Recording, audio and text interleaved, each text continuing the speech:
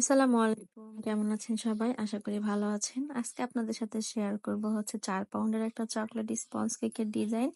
কেকটা ৪ পাউন্ডের হলেও কিন্তু প্রায় ৫ পাউন্ড হয়ে গিয়েছিল। কারণ আমার রিপিট কাস্টমাররাই তাদের ক্লাস পার্টিতে আগের বছর কেকটা নিয়ে একটা কেক নিয়েছিল। এই বছরও সেম স্কোয়ারের মধ্যে কেকটা নিবে, কিন্তু কেকের ডিজাইনটা অন্যরকম হবে।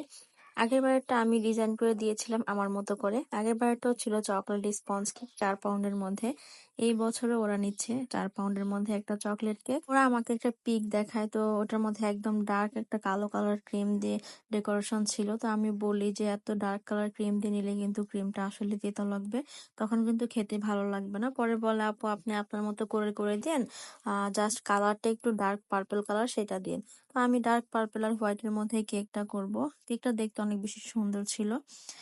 এখানে আমার ক্রিমটা একদম ওভারবিট হয়ে গিয়েছিল। আমি যেহেতু একদম বড় মিক্সার যে বিটারটা আছে সেটাতে ক্রিমটা বানাই, তো একবার একটা ক্রিম পুরোটুকুই দিয়ে দিয়েছিলাম। আমি একদম হাই স্পিডে বিট করে নিয়েছিলাম, কারণ আমার কাছে তেমন সময় ছিল না। তো আমি যেহেতু দিনের বেলা কেকের ভিডিও গুলো করে আর ওরা কেকটা নিবে অনেক সকাল করে, তো রাত্রিবেলা কেক করলে আসলে সুন্দর দেখা যাবে না, যেহেতু বড় একটা কেক। এই জন্য আমি বিকালের দিকে কেকটা বানিয়ে রাখি, আর তেমন টাইমও আমার হাতে ছিল না। অনেক তাড়াহুড়ো করে রান্না বাড়ার কাজ করে, সংসারের কাজ করে আসলে কেক বানানোর কিন্তু একটু কষ্টকর হয়ে যায়। আমি কিন্তু ঢাকা সিটির মধ্যে টাপ কেক আর ড্রিম কেকের অর্ডার নিয়েছি। ড্রিম কেকটা 250 ml, 500 ml, 1000 ml হবে, আর টাপ কেক হচ্ছে 500 ml আর 1000 ml। কেক কিন্তু আপনারা অনেক রকমের ফ্লেভার দিয়ে নিতে পারেন, ভ্যানিলা, চকলেট, তারপর প্রিমিয়াম চকলেট, তারপর orange, strawberry, rasmalai, red velvet, এই কয়েকটা ফ্লেভার দিয়ে কিন্তু আপনারা টাপ কেকটা নিতে পারবেন। 9 তারিখ পর্যন্ত অর্ডারগুলো নেওয়া হবে, 11 তারিখে সবগুলা কেক ডেলিভারি করা হবে, তাই আপনারা দেরি না করে এক্ষুনি অর্ডার করে ফেলুন। আর আমি কিন্তু একদম কম প্রাইজের মধ্যে ড্রিম কেক আর টাপ কেক গুলো সেল করতেছি।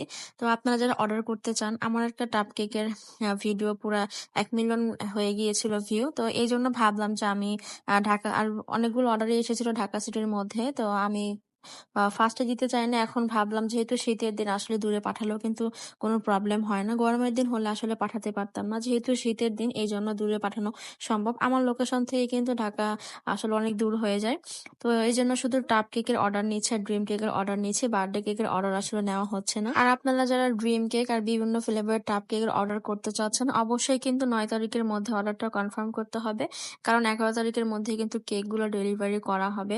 তো একটা দুটা কেকের অর্ডার নিচ্ছে না, একবার অনেকগুলো টাপ কেকের অর্ডার হলে পরেই হচ্ছে 11 তারিখে ডেলিভারি গুলো করা হবে। আমি পেজেও পোস্ট করে দিয়েছিলাম, অনেকে দেখে আমাকে নক দিয়েছে কেক অর্ডার করার জন্য, কিন্তু তারা ডেলিভারি চার্জটা শুনেই না এমন একটা রিয়েক্ট করে যে এত কেন। যেহেতু আমার লোকেশন থেকে ঢাকা এরিয়া, তারপর মিরপুর এরিয়া অনেকটা দূরে, আর এই অনুযায়ী কিন্তু আমি কেকের প্রাইসটাও কম রেখেছি, ডেলিভারি চার্জটাও কম রেখেছি। আর কেকের ডেলিভারি চার্জটা কিন্তু অবশ্যই একটু বেশি পড়ে। এটা শুনে আপনারা আসলে চোখ কপালে ওঠার কোনো কিছু নাই। অন্য পার্সেলের ক্ষেত্রে যেরকম ডেলিভারি চার্জটা কম লাগে, কেকের ক্ষেত্রে কিন্তু একটু বেশিই লাগে।